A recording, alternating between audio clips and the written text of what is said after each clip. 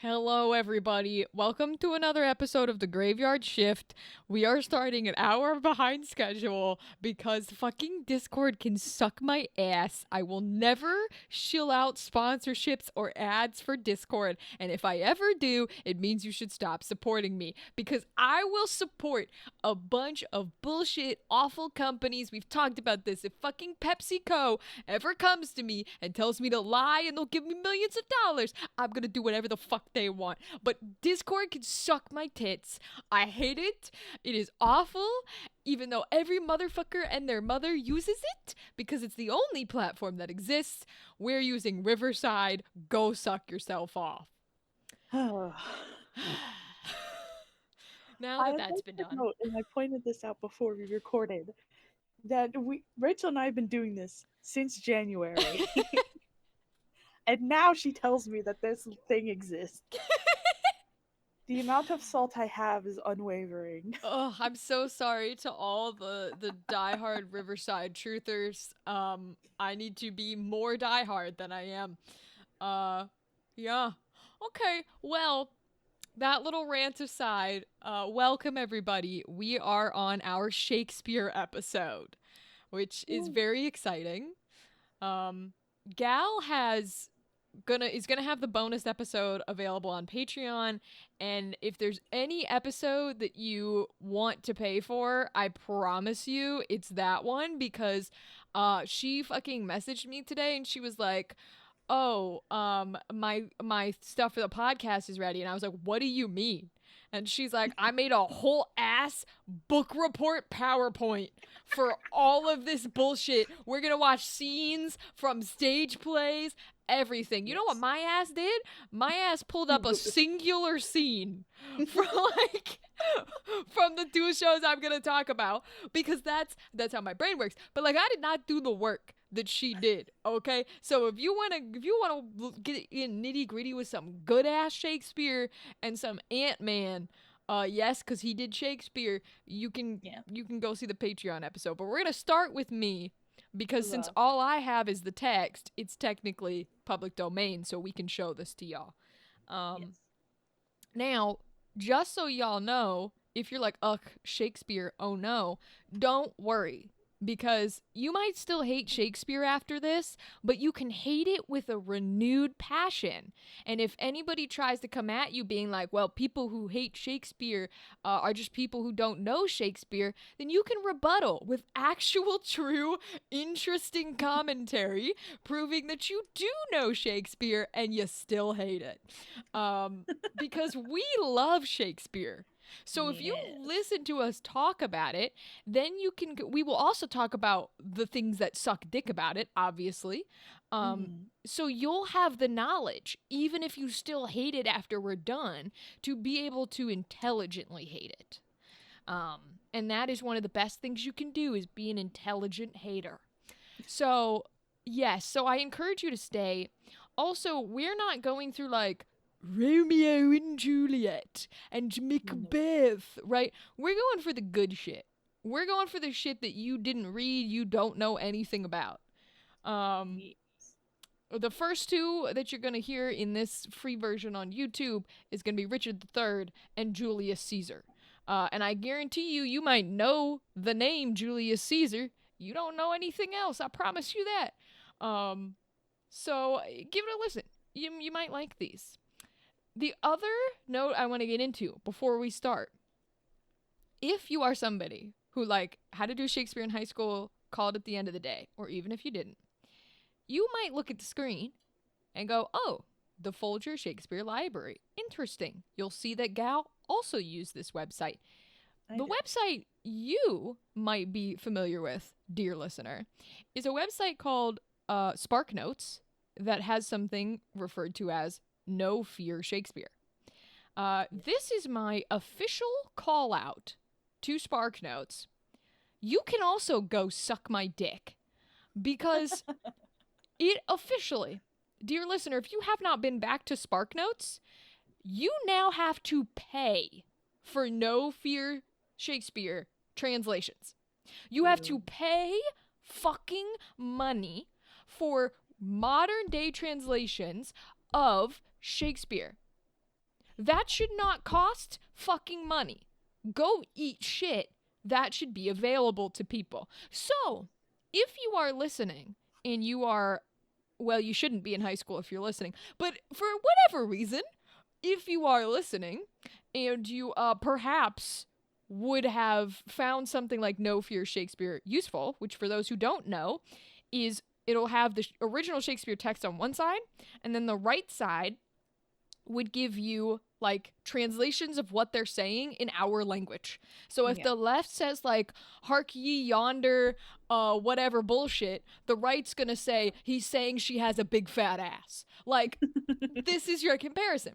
Well, What now does that thou do with thy dumpy? exactly.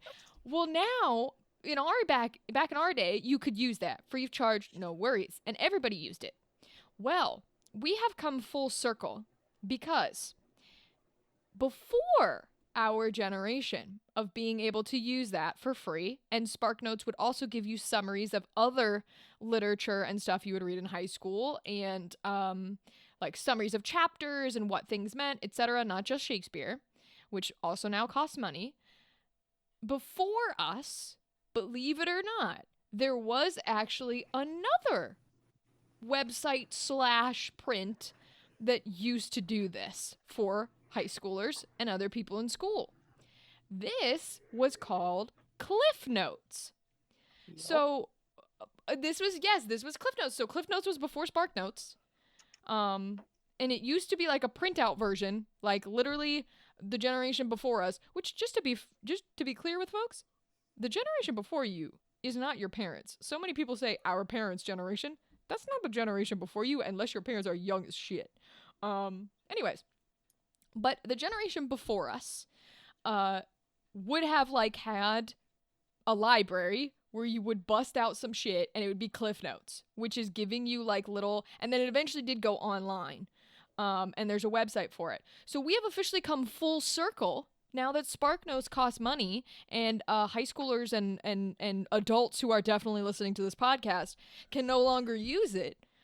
I encourage you, Google Cliff Notes and go back to using them because they are fully free, and they're not gonna take your fucking money in this world we live in.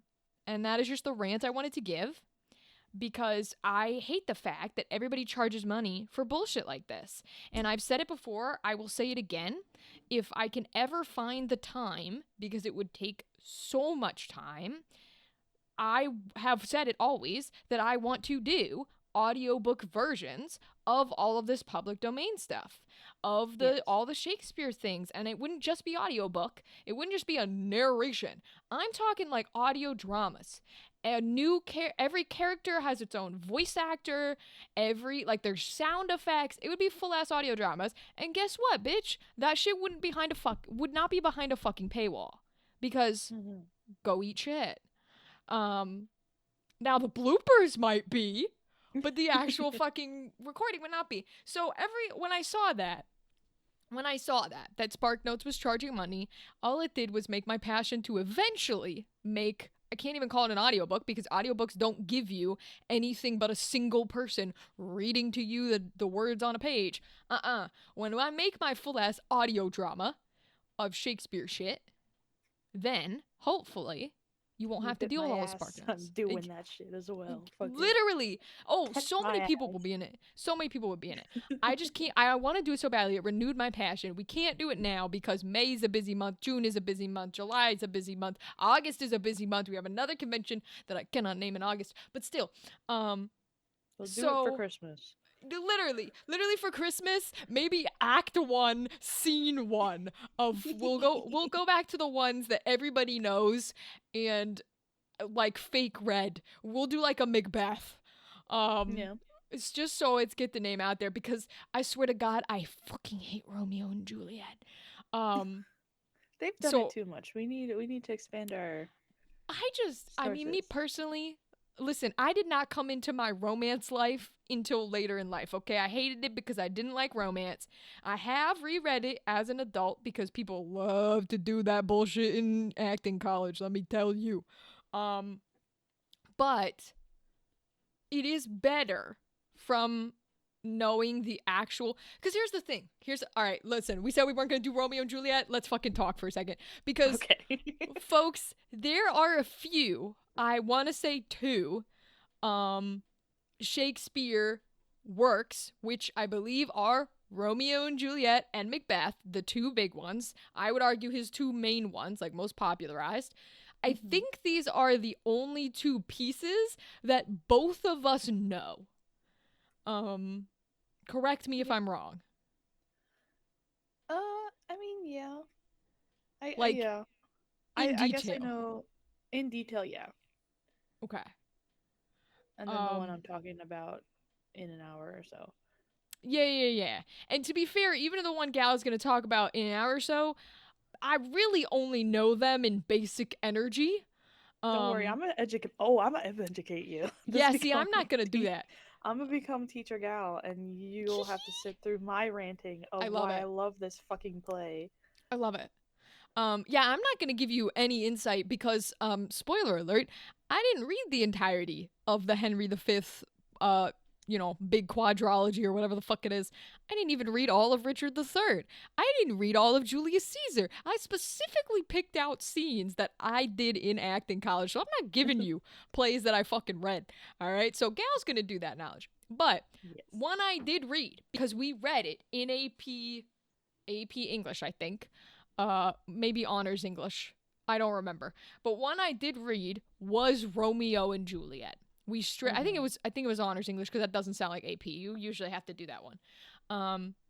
Yeah, honors English. We straight up read through out loud all of Romeo and Juliet. Macbeth, I only fully have read through because we did the play at my high school. Which just means we did the full text. So, because all his shit are plays. So, Romeo and Juliet, let's talk for a second. I think Romeo and Juliet is a bad piece of Shakespeare to do in high school because, the literal point, yes, I understand that Romeo and Juliet are both like high school age. They're actually like 14, which is even younger. But the problem is, we live in a culture where when you are in a high school, you have to be, and you have like adults and teens, you have to be very specific about your language choices. So when you're trying to teach Romeo and Juliet to high schoolers, you cannot walk in there as an adult human, as the teacher, as the authority in the room, and say this entire play is about some playboy, and every joke he's gonna make is about his penis and how he wants to fuck her. You can't say that, even though that is literally the entire play. Right? Even when going through those places, if you get to one of those lines that Romeo has, and you're like, this is an innuendo, you can get fucking fired just for saying that. Like, it just, and that's a whole other conversation, but that's why I think, like, teaching Romeo and Juliet is one of the worst Shakespeare plays to teach when, like, you're doing high school era things, because you cannot actually talk about it. And I think if you cannot talk, legitimately open, free, detailed, deep dive talk about something, don't fucking learn it there. Or at the very least, learn like, don't go through the entire play. This is the romance play, here's what happens in the plot, we're gonna read Macbeth instead. Like, that kind of energy. Like, it just pisses me off because I like Shakespeare. I liked diving into it for high school or whatever. Cool. But we got fed the, like, oh, that's an innuendo, but everything else is about this boy and this girl who fall in love and won't live without each other, and so they make the ultimate sacrifice and they kill each other. No, the fuck it's not. No, the fuck it's not. It's just like, it's so antithetical to what the actual play is. If y'all hated Romeo and Juliet, let me tell you why it's actually decent. And again, this, like, I hated this bullshit because that's what we were fed in high school. I was like, I don't want the romance play. And then I had to reread it in college. And they actually sat us down and said, here's what actually happens. And I'm reading this fucker in college and I'm like, oh. and I went to see a play of people doing it, and I went, oh, this is fucking, what's the guy's name? Leonardo DiCaprio. What's that fucking movie? Where he's a murderer of all the women.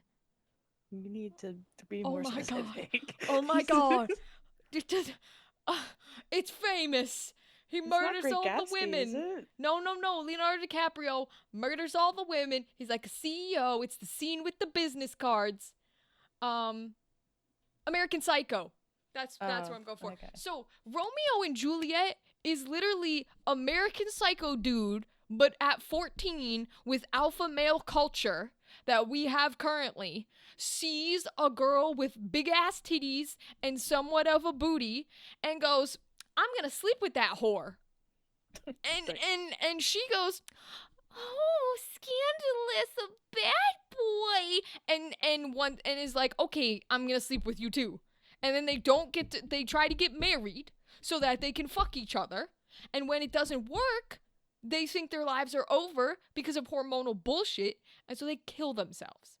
Like, it's not romantic. There is no romance here. It is not a romance play, and I hate when people portray it that way, because he don't fucking love her. He is a playboy ass, and she don't fucking love him. Maybe you can play it as like sheltered girl really thinks she found true love, just like the Disney movies, and he really cares about me and protects me. Sure, you can play it that way if you want. Homegirl's just horny. Homegirl's just horny. And when all that came to the 14. Surface, literally, and when all of that finally was like, no, this is what the play is, when I was an adult, I was like, well, if I knew this was the fucking play, I wouldn't have fucking hated it so much. Because, like, of course I hated it in high school, and I hated it up till then, because they were pushing lies. Like, and when you are trying to learn something... Conspiracy theories. Literally conspiracy theories. Listen, and they were pushing lies, and also, let's not forget, even though it's technically in the same language, you can argue Shakespeare is its own language. And when you are trying to decipher a whole ass new language that you don't understand, and you're trying to learn how it is, and the piece of literature you are using to learn the language, you are getting fake answers from your teacher. Because you're going, oh, okay, I'm trying to decipher this using Shakespeare's language. Well, the way he says this or that makes me think this or that. And your teacher is like, no. They're in love. They can't be horny, sexual 14-year-olds. We can't do that in school. So they're in love. And you're like, but that's not what the text says. That's not what so I'm wrong? Stupid. Literally, and you have a teacher going, yes, you're incorrect. This is correct Shakespeare. And so now you're confused because you think you are like, well, I thought I was learning Shakespeare correctly, but my teacher says I'm not because it can't be about this thing. So then you hate all Shakespeare because you were doing it right, or you've never been doing it right because they lied to you, so you can't do any of the other plays. It just drives me fucking crazy. And I need to get through that rant because on the flip side of that, I think Macbeth is a fantastic one to teach, and it's done really well. Or Beowulf, teach that bullshit. Not Shakespeare, but good.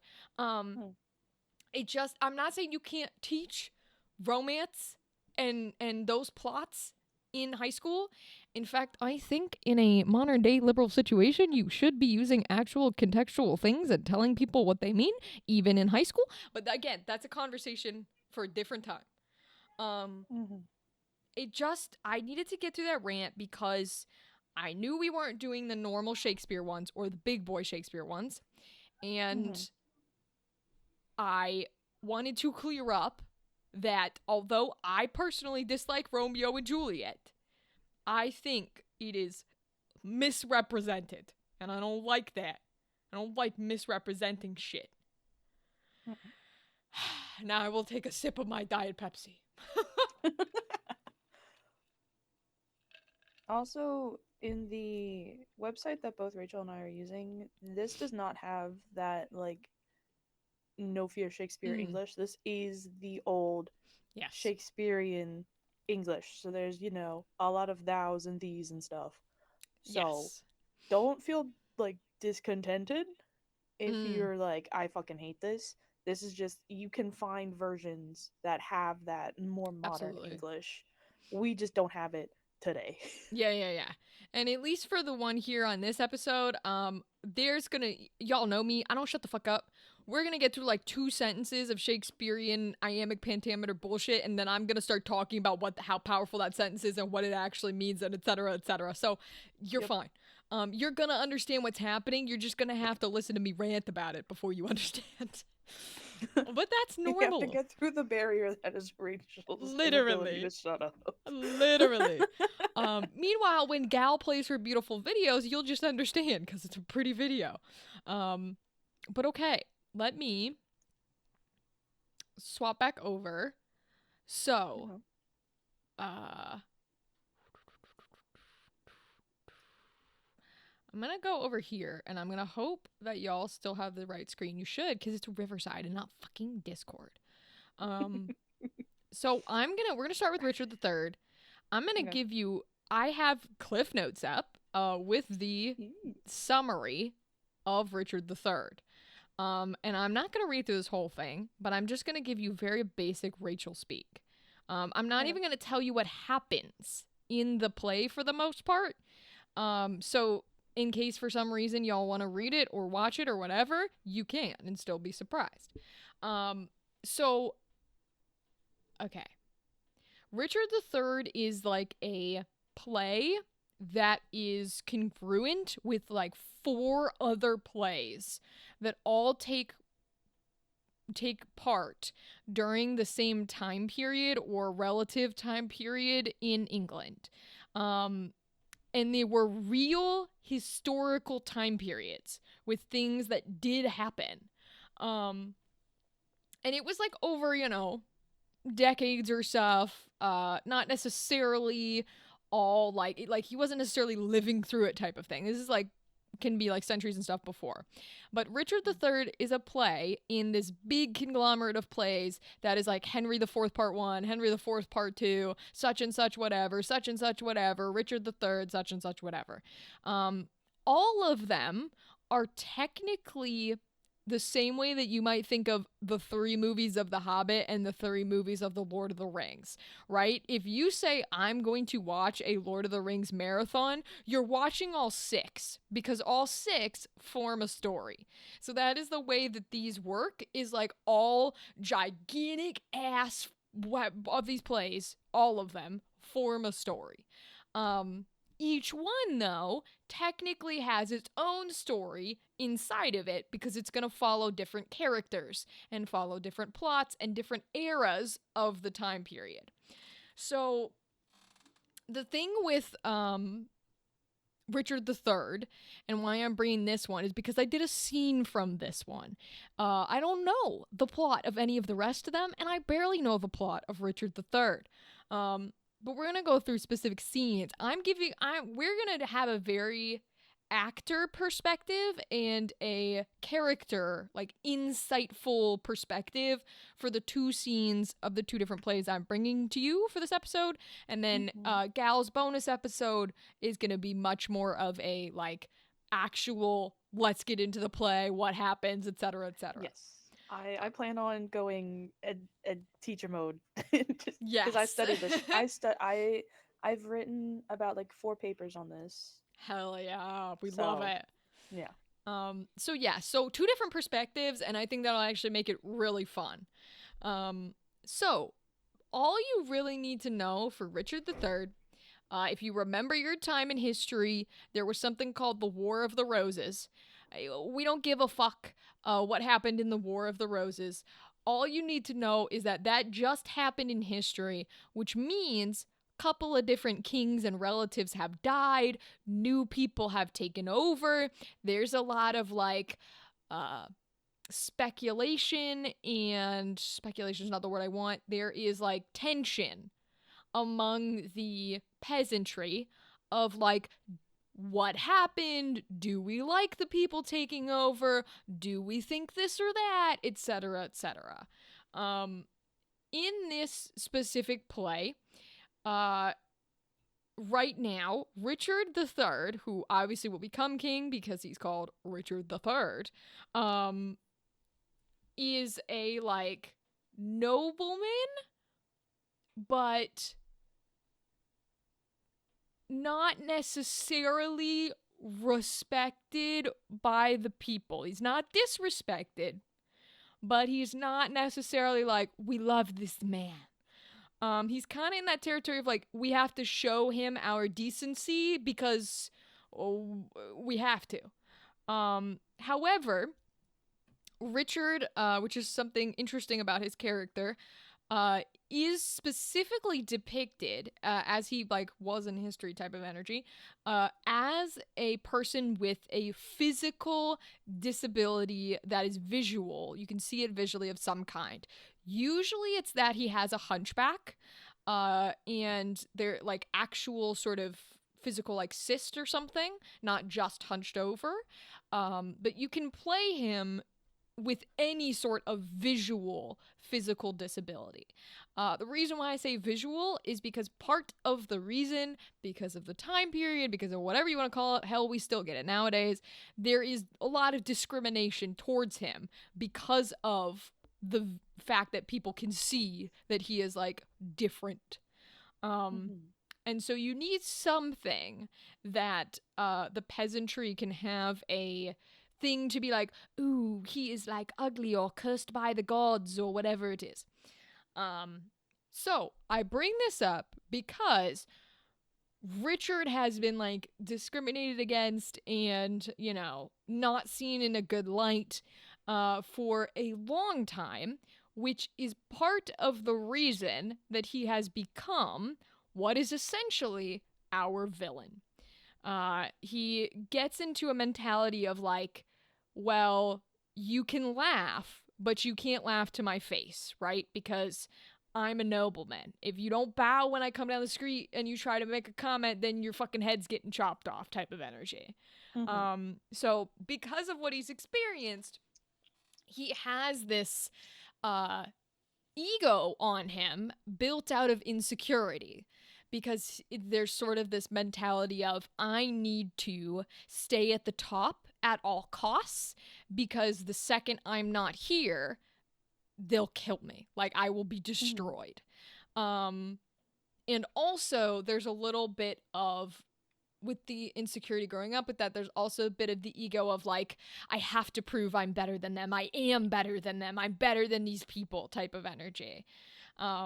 Because everybody thinks he's the worst. So that's a little bit of Richard's internal jazz. But what happens is essentially The Lion King. Yes, The Lion King is based on Hamlet, not Richard III. But Richard III is kind of like how Disney liked to do the Maleficent movie where you follow her as the villain. Richard III is very much you're following Scar instead of like Simba.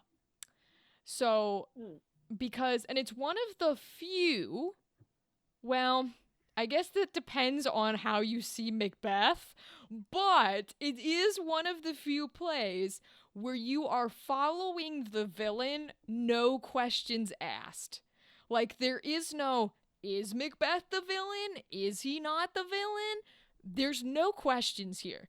Shakespeare makes absolutely no subtlety, no hints, no gray area on whether or not Richard is the motherfucking bad guy.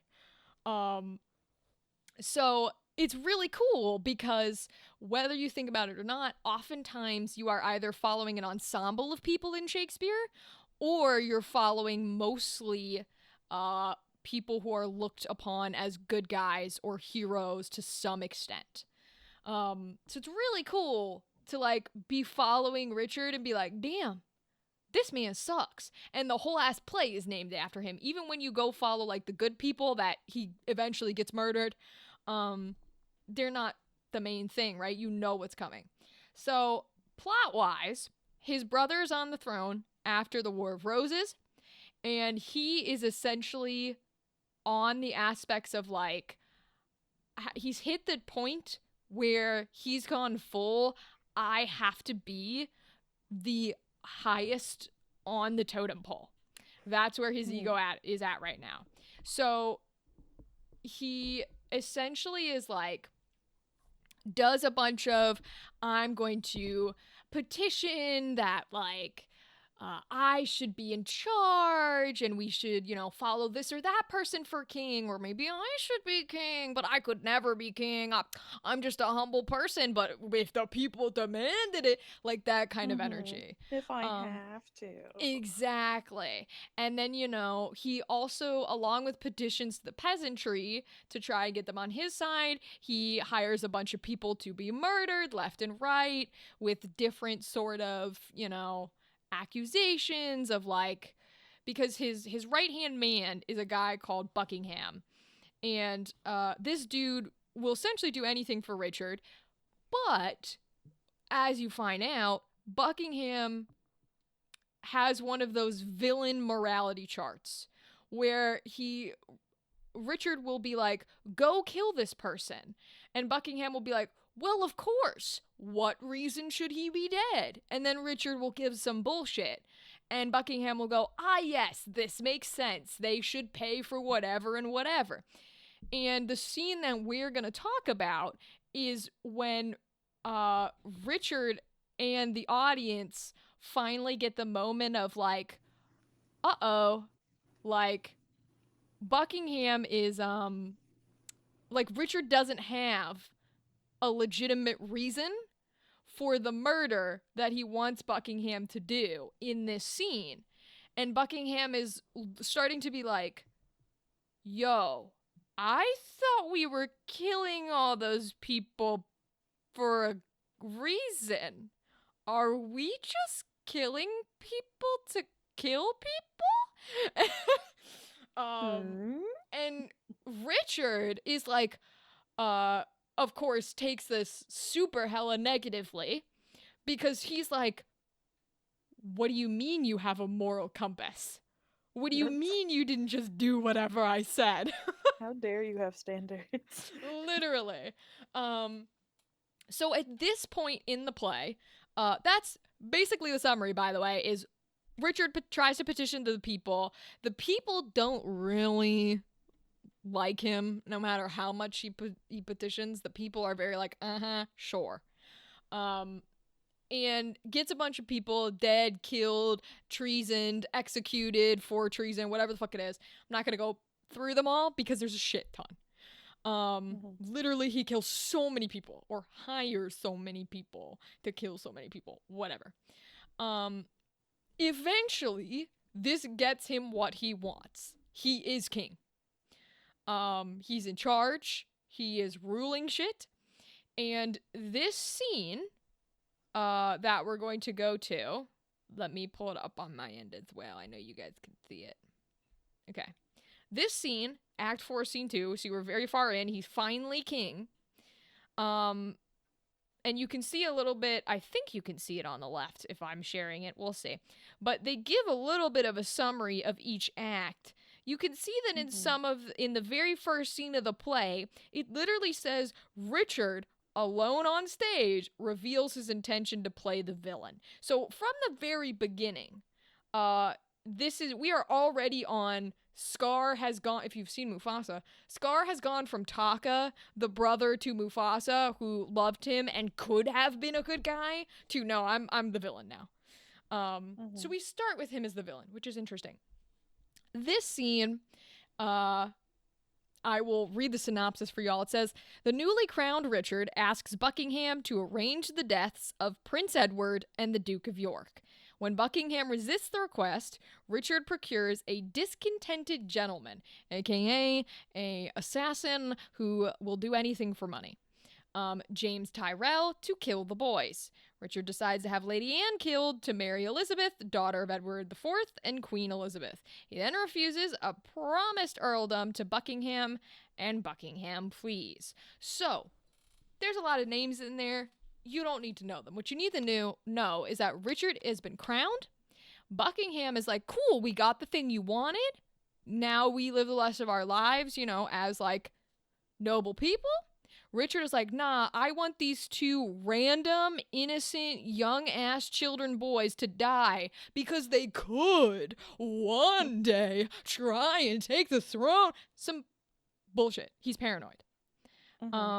So paranoid that you see further in the summary where he is also having random ass women killed just to marry daughters and shit. Like, essentially, murder has worked for every single thing he's tried to do, and he's now at the point where his paranoia has combined with the success of murder or assassinations. And so every single time he has an ounce of a problem, he's like, just kill him. And Buckingham is like, uh-oh, I'm not killing two, like, 8-year-old little boys because you think they might fucking Odysseus you one day and come kill you because you didn't kill them as children thanks to Zeus. Like, so Buckingham is like, I'm getting the fuck out of here. Later on, Richard is like, because he gets upset at him. He's like, what the fuck do you mean you have a moral compass? And then, of course, later on, Richard goes, it's okay, Buckingham. I realized it wasn't because you had a moral compass. You just wanted something out of it, so I'll promise you to be an earl, and then you can kill them type of energy. And Buckingham's like, no. He's like, no, that's not why I was declining. I was declining because you're insane.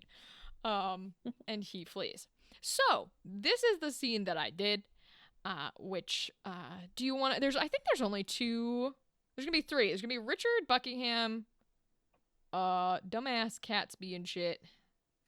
Let's see. Stanley. Literally. And then Tyrell shows up. Who did you play? You were... I got to be Richard III. Okay. Which was fun. Also found it funny that I technically have a visual, like, not... I have 9 fingers, so technically speaking, it is a part I can play. But I just love me some villains, which was fun. And I got to wear my newly obtained... oh my god, what's his name in the movie? It's like an A or something, like an Alfred or something. But, the Joaquin Phoenix Joker costume. So it was like a neon orange. It was like a blood red neon. I know it's not the same thing, but it's kind of a mix. Very, very fun. That's what I wore for it. But okay, so I think we're gonna skip. Well, Catsby and the page are like just attendants, so they're not super needed. I don't think this is too long. I think we can read through it here. So I think that's what we're gonna do. Let me pull it up on my go for it. thing, because there's no way I can't read to save my soul. Hold on, give me a minute. I feel that energy. You're okay. Oh Lord. Well, this can be a little, guys. This will also be a little test run for what it may it may sound like if we ever get around to it. This is gonna be Rachel making fun of me for not being able to read. No, I would never do that. And I'll be pausing. I would absolutely do that. We'll also be pausing. Like, I'm gonna stop us at parts because I'm gonna want to go, okay, so right here, etc., etc. What scene are we on? Act 4, Scene 2. Okay. Richard III. Okay. All right, I'll be Richard, you be everybody else, I guess? Okay. Because there's Buckingham and there's Tyrell, which we know Buckingham, we know Tyrell. There's 2 stupid ass, like, little attendants that have 2 lines. Yeah, that's fine. Yeah. Okay. All right, you ready? Oh, no. I wasn't meant to prepare for this. I just was gonna No, you're fine. We're gonna be great. Okay. I apologize in advance for being stupid. You don't have to. It's fine. I'm asking you to read something you've never seen before. That like, it's okay. It's all right. Don't you let could your have warned public me when speaking I fear- texted you this morning. I didn't think about it. I didn't even think about it while we were ranting about Discord. I don't know. It didn't pop into my head. Some people don't like to read. Do you want me to not make you read? I don't have to make you No, read. I'm just being a brat. No, you're right. Okay. All right. This is all gonna stay in now. You guys heard her. That was consent. Damn. All right. Okay. You ready? Yeah. Okay, here we go. Stand all apart, cousin of Buckingham. My gracious sovereign. Give me thy hand. Here he ascendeth the throne. Sound of trumpets. No. Love it.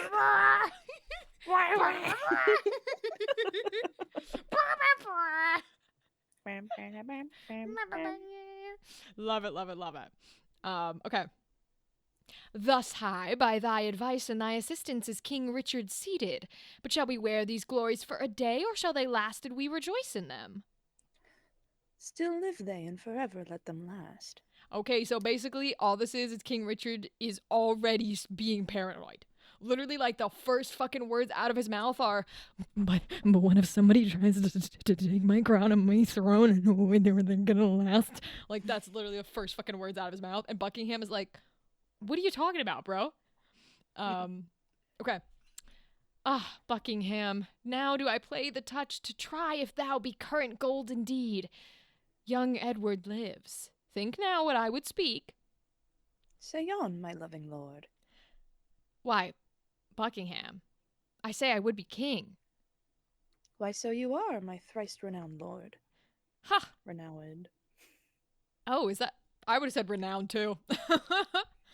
Oh, I see. It's got the little deflection on it. Okay, fair enough. I thought it was grub on my laptop screen.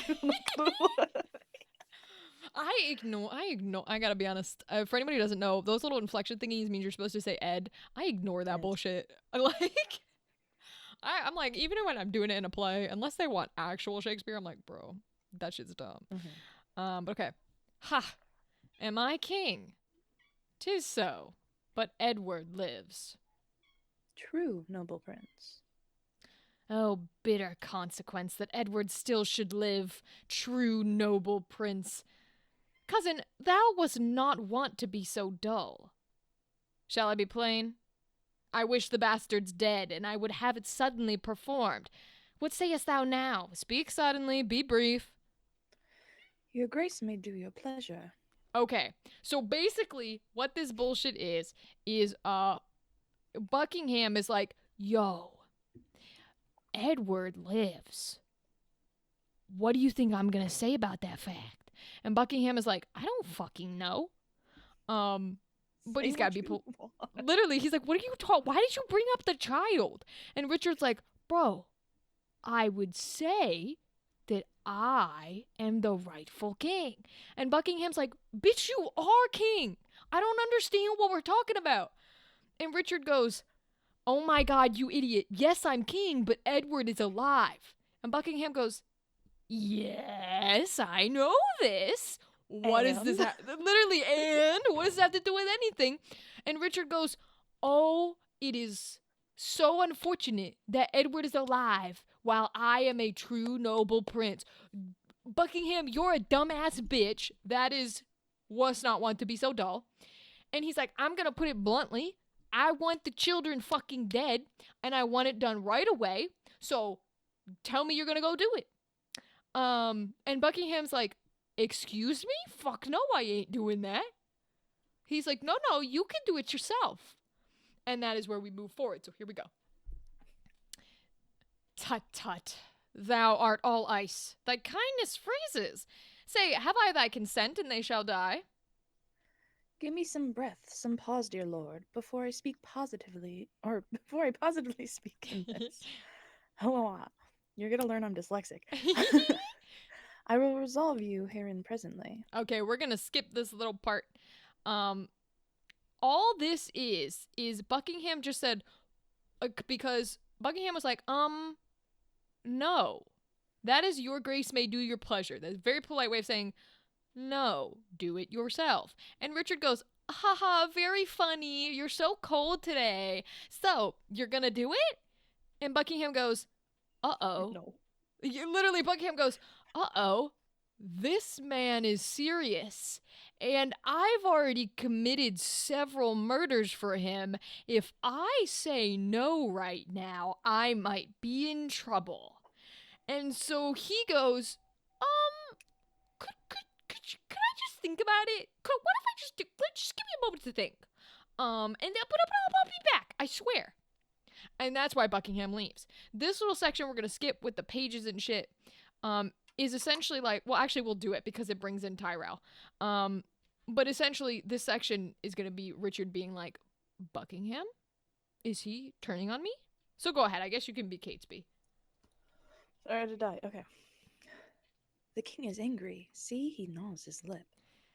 I will converse with iron-witted fools and unrespective boys. None are for me that look into me with considerate eyes.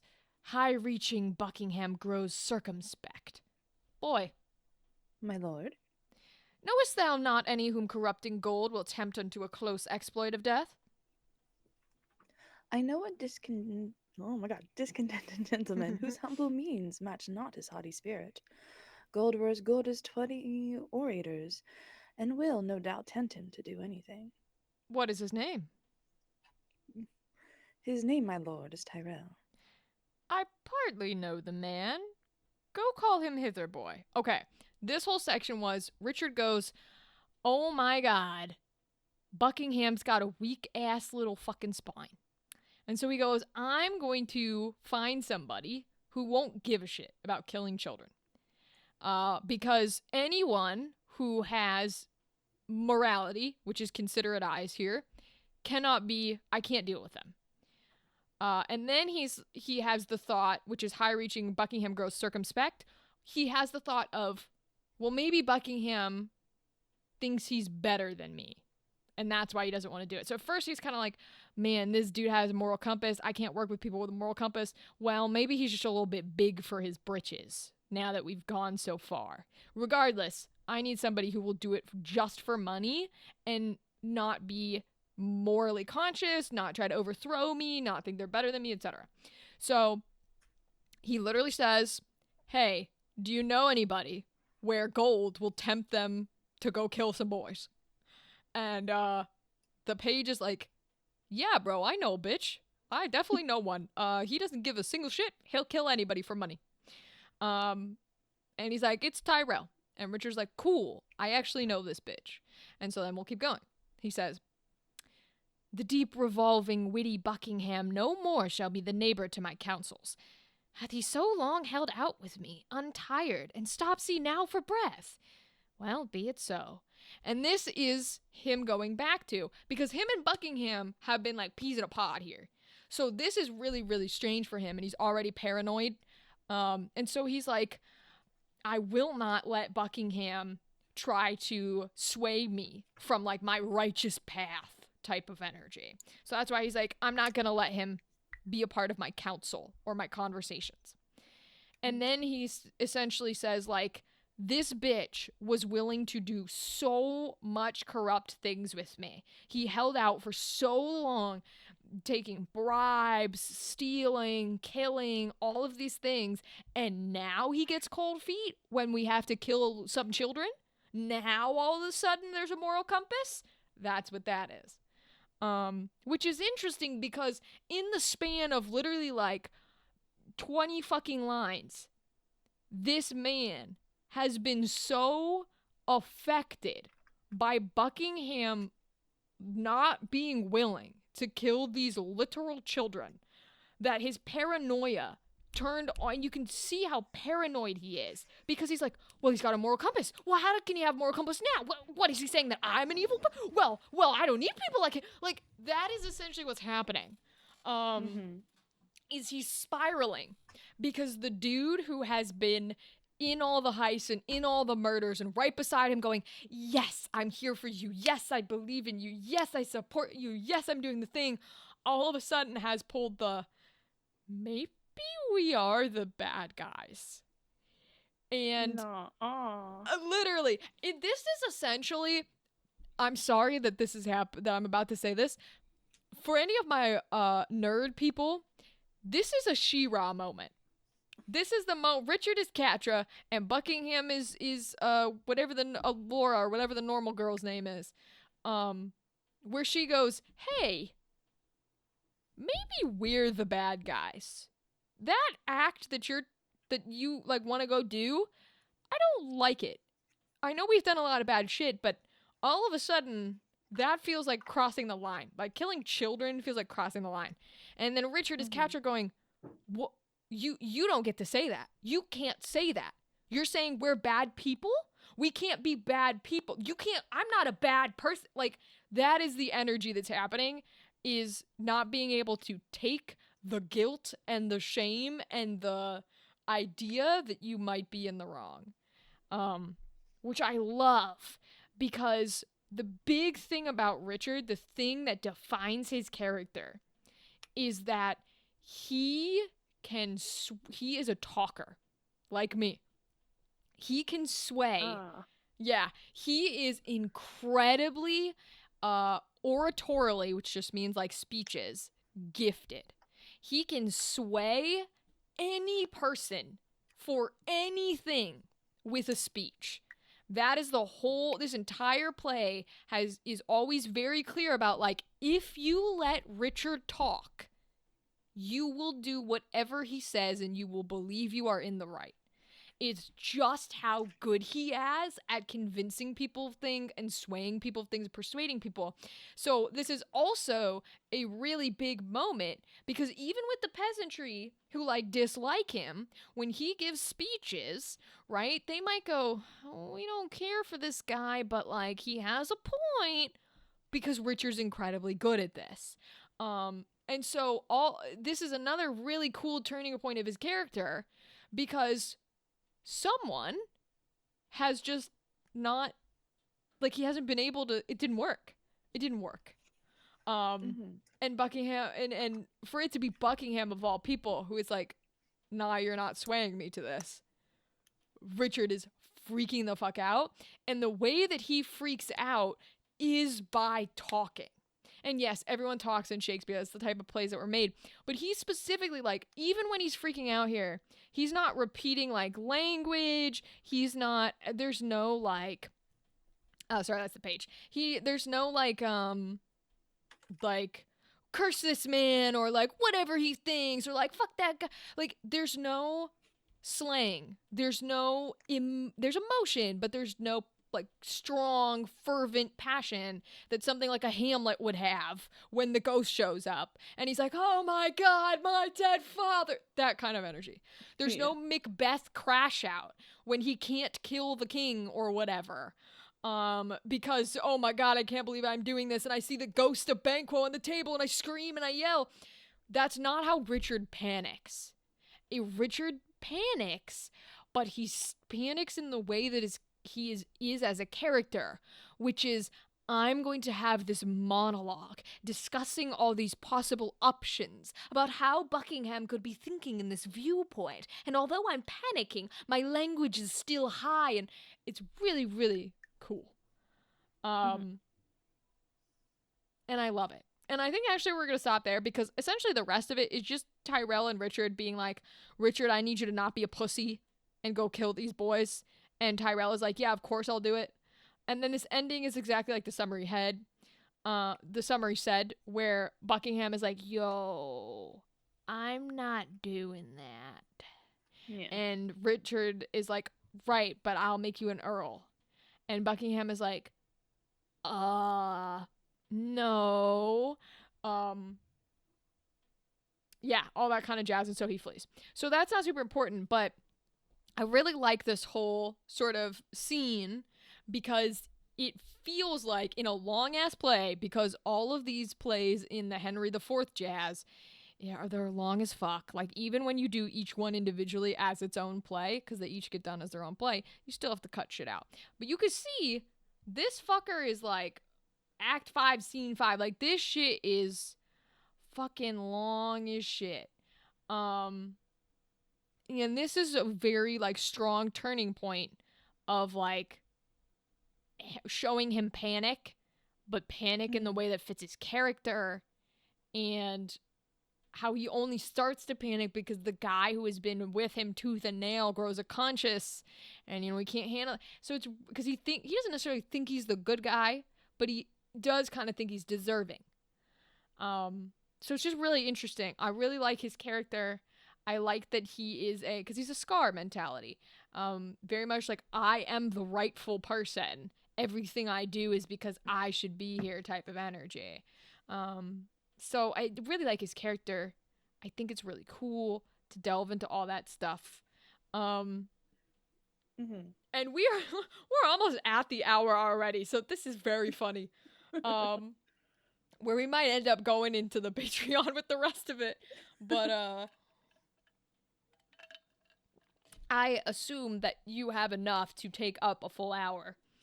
So, we can do whatever you want.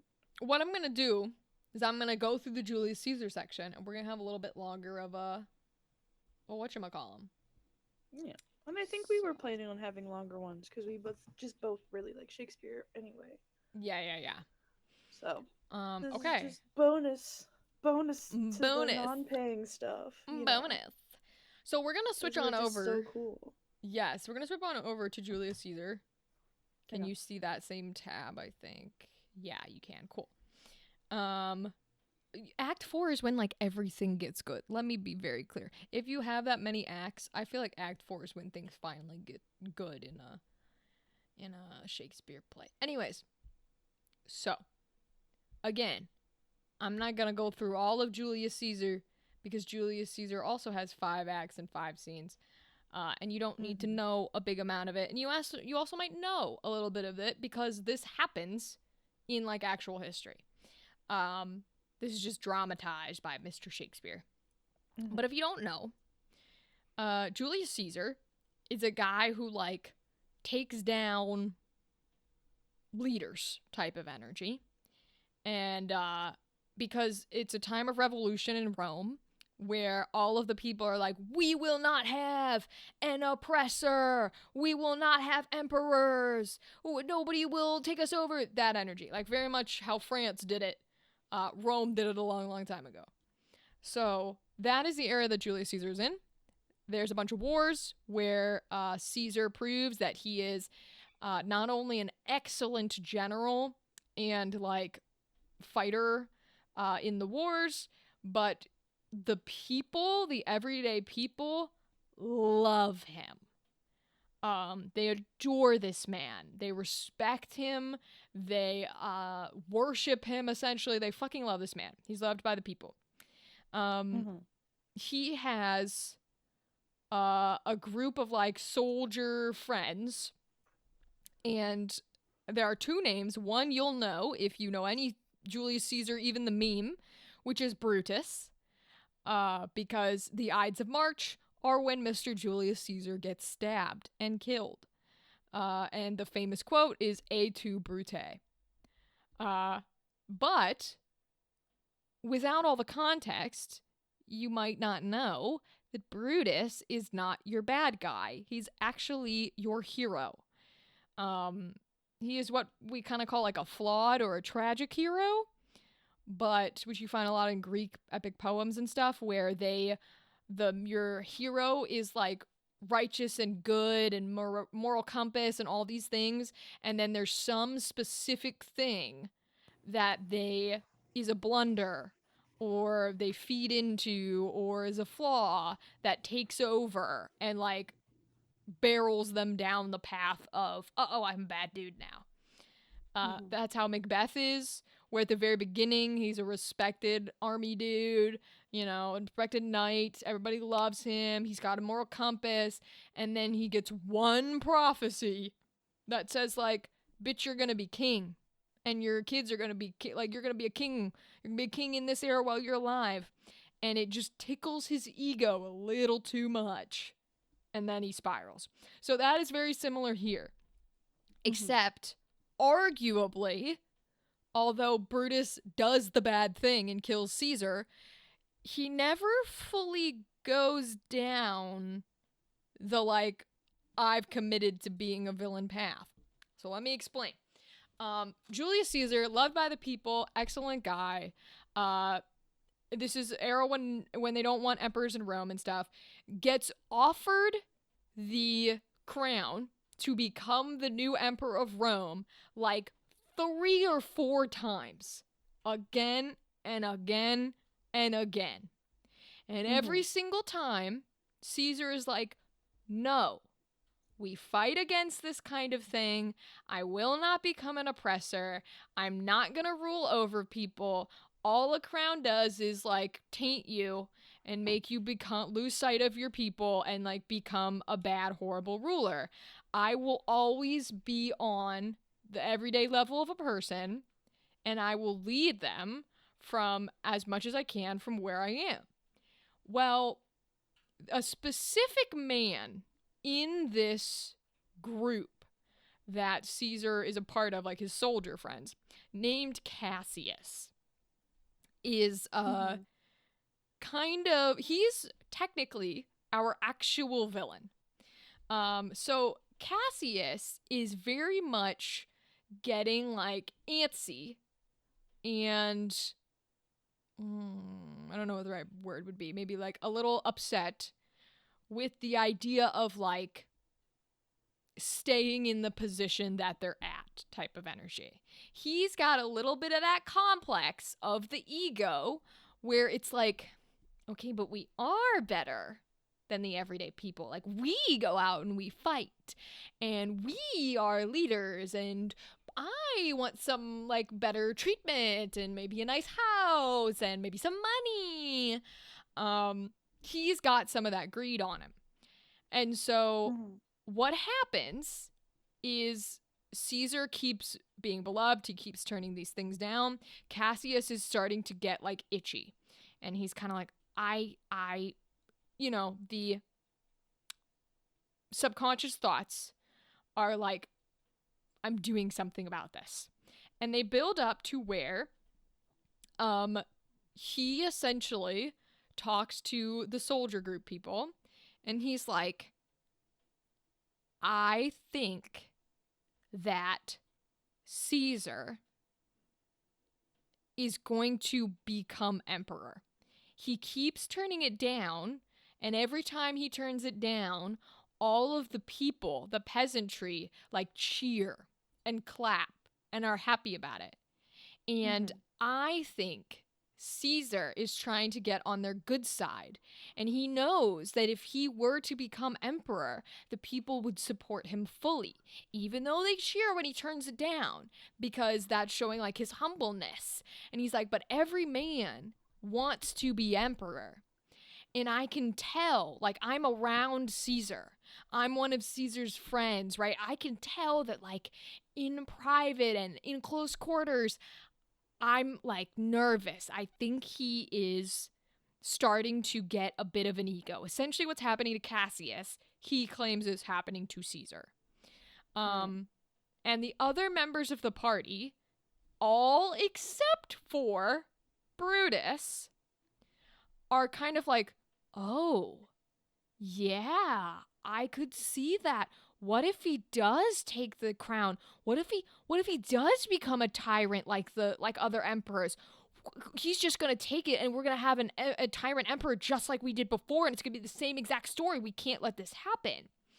And so Cassius kind of manipulates them and essentially convinces them that we need to kill Caesar before he has the chance to become emperor and be a new tyrant over Rome. It is very much the kill baby Hitler before baby Hitler does anything. Except they obviously don't know what Caesar would do. And we never know because they kill him. But that's the mentality is, well, he's definitely going to become an evil tyrant. We can see it, so we gotta kill him. And Cassius finally goes to Brutus and tells Brutus of, like, the idea and the plan. And Brutus, being our hero, being, like, best friends with Caesar, is literally like, no, absolutely not. If you try that, I will stop you. Caesar is a good man. He would never do this fucking bullshit. Are you crazy? And so Cassius realizing he is losing Brutus's side. He cannot convince Brutus. He's like, uh-oh, if Brutus goes and tells Caesar, then we're in trouble. So Cassius very cleverly comes up with an idea, and these kind of have correlation because y'all know I like my smart villains. Cassius is also one of these thinkers. He thinks very quickly. Cassius essentially says, well, Brutus, the people, the peasantry think this way. And Brutus is like, what do you mean the people think this way? And Cassius is like, well, I can show you. I know. I have heard from sources, and I know that the peasantry is like, they're afraid of Caesar, and they want him to be taken down before he can become a tyrant. And Brutus is, a man of honor. He's like, we fight for the people 100%, no matter what. And so he's a little nervous. He's like, what? The people have experiences with Caesar that make them think he's going to be a tyrant? Are you sure? And Cassius is like, I'm just telling you. I'm just telling you what I know. And so Cassius forges petitions, secret petitions that are supposedly from the peasantry, saying that, like, please, Caesar has done these things or talked about doing these bad things, or he's worrying us in this way. Please don't let him become the emperor. Don't let this happen. Don't let him be a tyrant. Please kill him, essentially. And Brutus receives those letters, who he thinks are from the actual populace, and has this whole ass moment where he's like, I must be blind because I love Caesar so much that I must not see what all these people are seeing. And it's clear that, I have to fight for the people, and if that means killing my own best friend, that must be the option because he must be evil. And that is, congrats everybody, your context as to why Brutus stabs Caesar and why Caesar says "et tu, Brute," which means "and you, Brutus." Because Caesar, now there's an argument for he actually was going to be a tyrant. Don't get me wrong. But the main idea is Caesar is so flabbergasted that his best friend in the entire fucking world, like these men are gay type of best friend, would doubt him. And everybody thinks it's like betrayal. But I personally, my interpretation, it's not betrayal that Caesar's like, how could you betray me? Because if we're going with the route that Caesar is like genuinely a righteous man, you don't think betrayal because you're not a man worthy of being betrayed, right? Like if somebody like goes against you, it's, well, I disagree with what you're saying, but like we're going to fight for our thing, So I don't think it's betrayal. "Et tu, Brute" is like you think I'm a bad person? You, of all people on this planet, the person I love the most, thinks I would do something like that. And so that's what that thing is because Brutus kills him. Now, they all stab him and kill him, but still. Now, in basic summary, they do that to Caesar. They kill him. They try and convince the people that they did it for a good reason, because remember, those letters were fake. So the people didn't necessarily want Caesar dead. So they try to convince the people that Caesar was going to become a tyrant and he was secretly bad. It somewhat works until I think it's Caesar's son. You'd have to check my sources. But essentially, another powerful person to Caesar is like, they're fucking lying bastards, and you guys know Caesar would never become a tyrant. Ever. He turned down the crown 4 fucking times. And so there essentially becomes like 2 rival factions, where there's Cassius and Brutus and all the rest of the people who are like, no, Caesar was evil. We know he was evil. We're going to run the populace. And then there's the other 2, which again, I think it's his son and somebody, who are like, no, Caesar was good and we're going to take these men down. So this scene that we're going to read through and do a little bit here is Cassius gets caught by Brutus stealing and bribing folks in the military and folks in like peasantry and stuff, doing crimes. And Brutus is essentially like, dude, are you actually committing crimes? Like, did we kill Caesar to do horrible things? Did you, and like, he's going like, did you lie to me? Because what happened to, we have to kill Caesar so that we can have righteous and good people? Like, what is going on? And Cassius, essentially this entire scene, is trying his absolute best to gaslight, gatekeep, girl boss. The entire, like, he flips Queen. from literally a queen. Literally, he's a queen. And here's the thing: Brutus and Cassius, gay as fuck. Oh yeah, gay as fuck. Of All course. Romans were, but still. Cassius, this is not a joke. This man literally goes from like straight up being like, I'm in the right, or straight up being like, it's not a big deal, to, well, he was gonna be a tyrant, to, well, it's not as bad as that, to, well, if you don't believe me, I'll kill myself. Do you want me to kill myself? Bruh. That'll be your fault. He literally Tag pulls that shit out. Every toxic ex anyone's ever had ever. Literally, Cassius and Brutus are the definition of like, Cassius is Brutus's toxic boyfriend. And that is the only reason Brutus agreed. Because if you say Caesar is Brutus's best friend, Cassius is essentially the toxic boyfriend going, well, your best friend said this and I have proof. And then so Brutus cuts off the best friend, which is Caesar, and then slowly starts to realize that Cassius is a manipulating liar bullshit. That's the whole plot of this play. And this is the scene where Cassius is doing everything in his power, even threatening suicide and all this stuff, to get Brutus to stay on his side. And Brutus, our lovely, beautiful Brutus, kind of is like, okay, I believe you, just stop. And as the play continues, then starts to go into like a, oh my god, did I kill my best friend on the entire planet for no reason? I'm the bad guy. I was never fighting for the people. You'll see that these two plays that I like have things in common. Yeah. Where it's the, I'm the bad guy. Strangely on brand. Literally on brand. And each time I play the one that's the villain and not the one that's the one who has a moral compass. This is why you like your Korean dramas. This is why I like my Korean dramas. That you're watching currently. Oh, so good.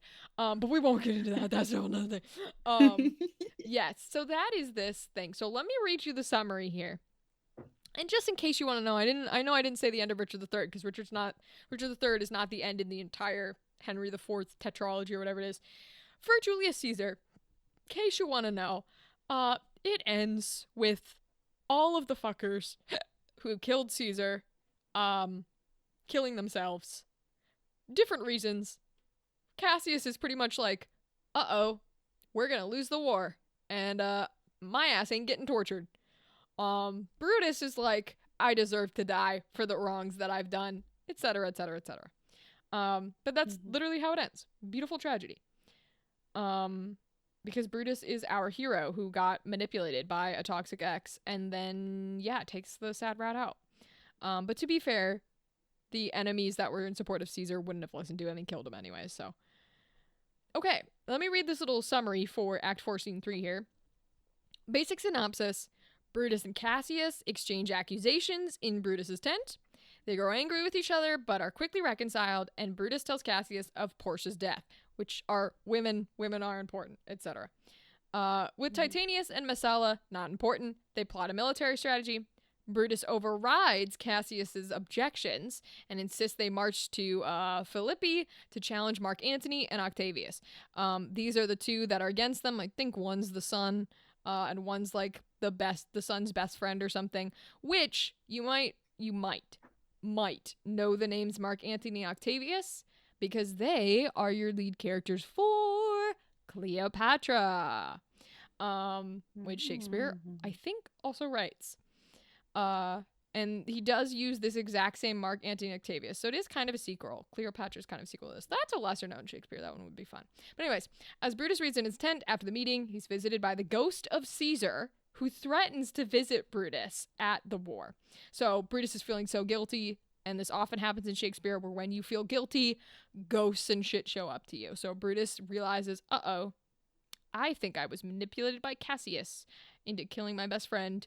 And so he feels guilty. So the ghost of Caesar shows up and says, bitch, that's correct. Now you have to die. So yeah. So we're not actually going to go through most of it. I think... What are you stand by? As it come to this, they better care not to tempt him. I didn't send some of the gold. You did. I did not practice. You did.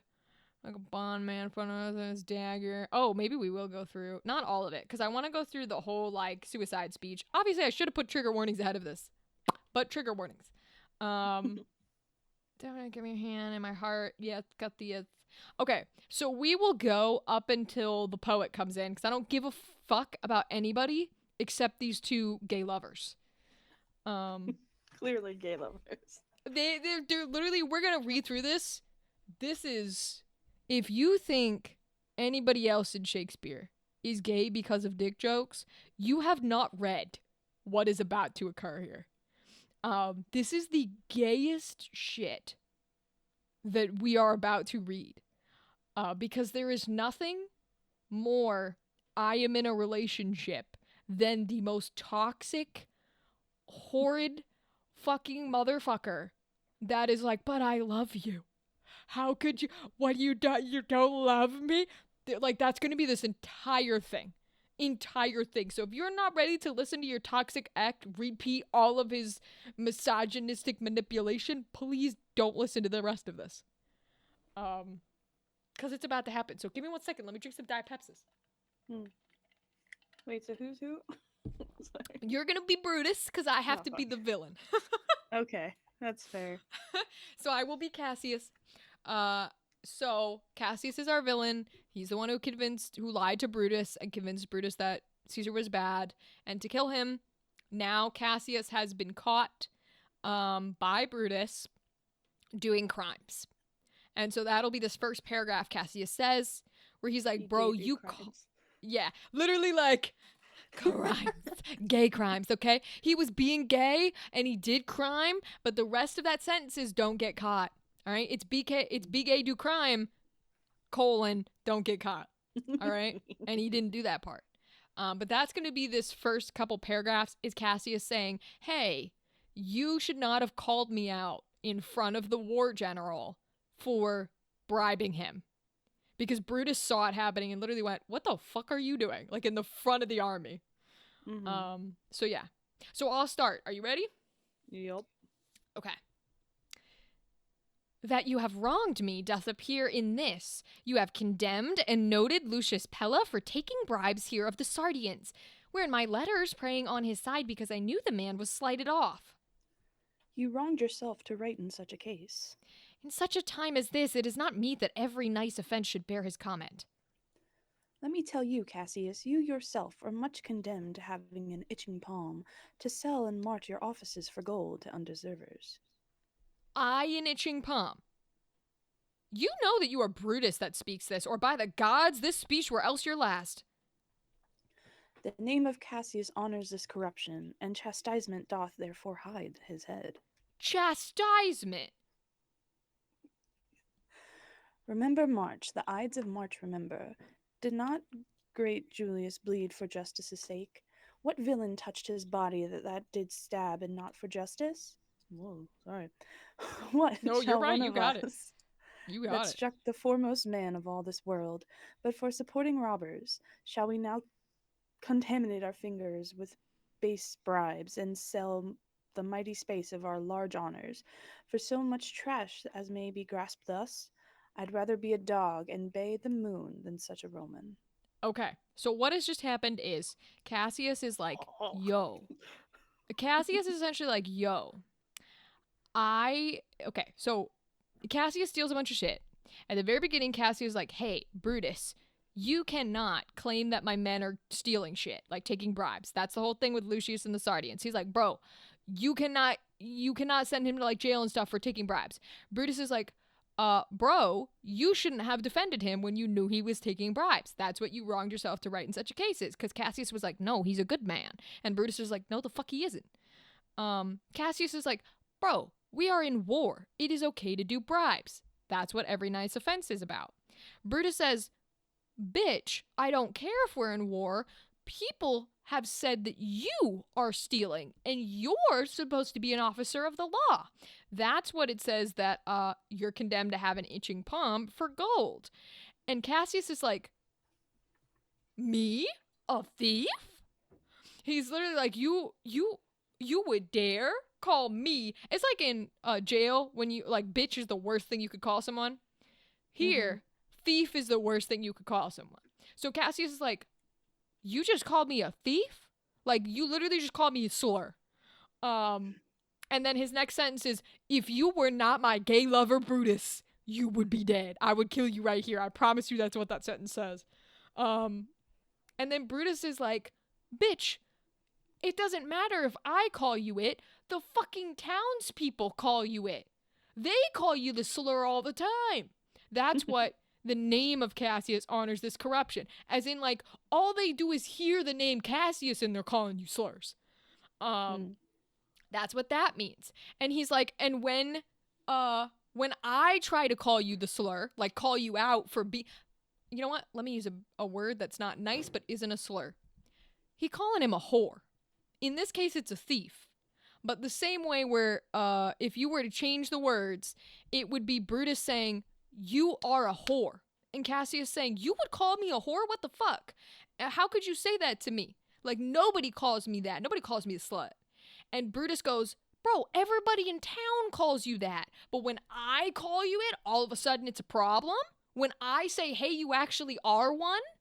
I think you're doing bad things. You are doing what they call you. Now it's a problem? That's what chastisement doth hide his head means. Is he's like, oh, now that I'm calling you out, it's a problem. And Cassius is just like, excuse me? And then this speech that Gal just beautifully read, which is famous for, remember March, the Ides of March, which is when they killed Caesar. That's what that reference is. This whole paragraph, what Brutus is saying is, did we not literally fucking kill a man so that everybody would be righteous and good and happy? What kind of absolute fucking scum are we, what villain touched his body, if we just killed him and we didn't kill him out of justice? Because if we didn't kill him out of justice, we are just murderers. We are worse than the peasantry. That's what he's saying. And this is what the entire paragraph is. Like, which one of us killed him just to then go behind his back and steal shit and support robbers and support, like, bad people? Why are we contaminating the thing we did for justice with all of these evil things? He's like, I would rather be, in this case, it's a dog. Basically, just think whatever is the lowest of the low insult, right? Like, I would rather be fucking scum on the floor, an ant, like, smushed, than have killed a man in cold blood for no reason. That is what he's saying. And Cassius, at this point, is upset. So we're gonna keep going. And Cassius is, like, gonna inflict back. Okay, you ready? Okay. Here we go. Brutus, bait not me. I'll not endure it. You forget yourself to hedge me in. I am a soldier. I, older in practice, abler than yourself to make conditions. Go to. You are not, Cassius. I am.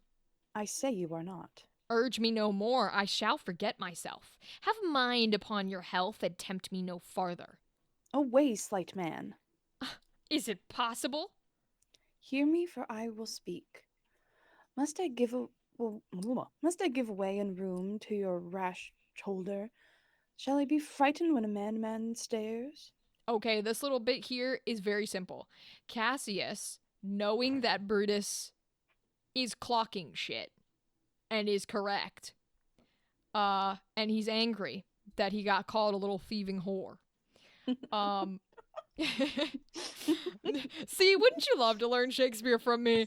Um, knowing Please that he never got teach in high school. You'll get I banned. know. Literally, they would never let me. But knowing that this is happening is so angry. Like, he's fully red right now. There's steam coming out of his ears like a cartoon. This whole little baby paragraph here, this is just a threat. All he's doing is, like, squaring up to Brutus and saying, like, you better shut the fuck up or I'll make you. All right? I know how to fight. Okay? I can kick your ass. That's what this is. I'm a soldier, older in practice, abler than yourself. All this is I'll not endure it. Shut the fuck up. I will kick your ass. That's all that means. And then the rest of this is Brutus saying, are you serious? No, you can't. Are you for real? Because you can't. That's what the go-to is. And Cassius, like a petulant little baby child, is like, yes, I can. And Brutus is like, dude, don't start this fight. You cannot win. I literally was better than Caesar at fighting. You will die. And Cassius is like, you better shut up. You better shut up or I'm gonna do it. You better shut up or I'm gonna fight you. I'm gonna throw the punch. That is what happens. And Brutus is like, dude, shut up. You're being an idiot. And then what's about to happen is Brutus going, fine. You know what? You want to hear my anger? You want me to fight? I'll fight. And he's going to fight with words. And that's this shall I be frightened when a madman stares. That is him going, you think I'm afraid of you? You think I'm afraid of you? That is what that is. And Cassius is going, oh, great, I have to hear you whine. Like, why is all you do is complain? You know that in your toxic ex where they go, all you do is complain and you can never be happy. That's what Cassius says is going to say with, oh, you gods must I endure all this. It's him being like, oh, here you go again. So we'll keep going. Yeah. Oh, you gods, must I endure all this? All this? Aye, more. Fret till your pound heart break.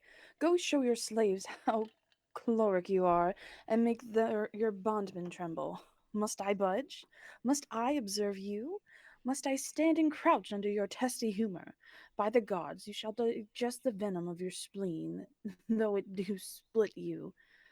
For from this day forth, I'll use you for my mirth, yea, for my laughter, when you are what the fuck is that? I guess waspish?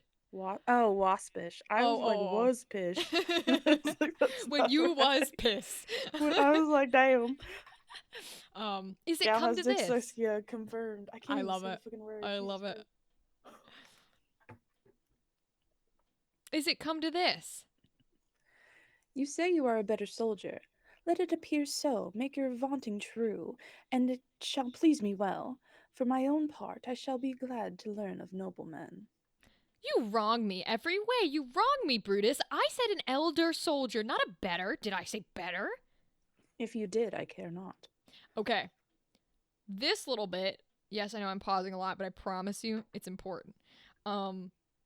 So, this little bit, this paragraph with the all this, I more, fret till your proud heart break, all of this is, Cassius just said, oh, here you go again. Here's this shit. And Brutus goes, yeah, I fucking do go again. Because you know what? I'm right, okay? And do I have to?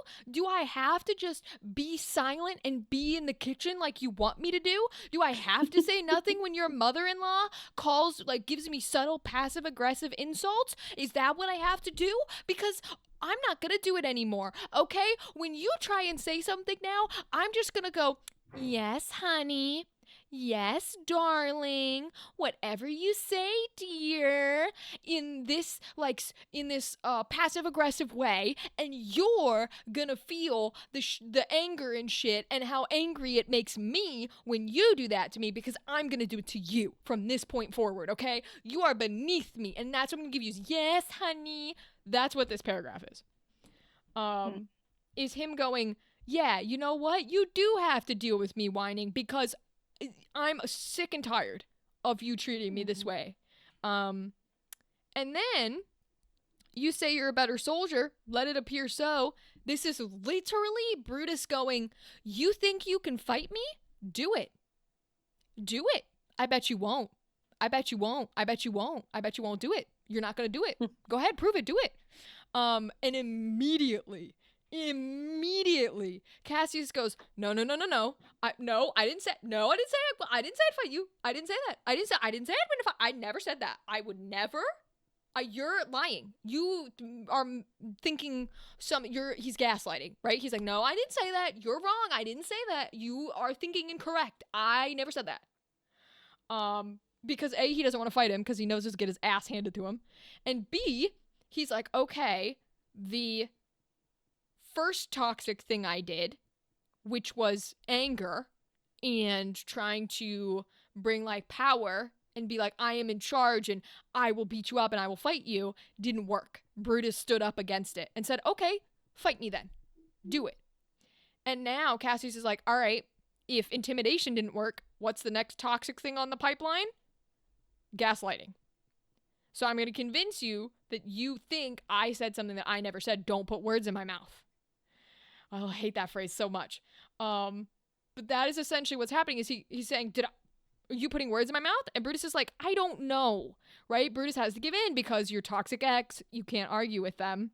You can't convince them of anything. So Brutus says, well, I don't know, but if you did, I don't care, right? Like, okay, whatever.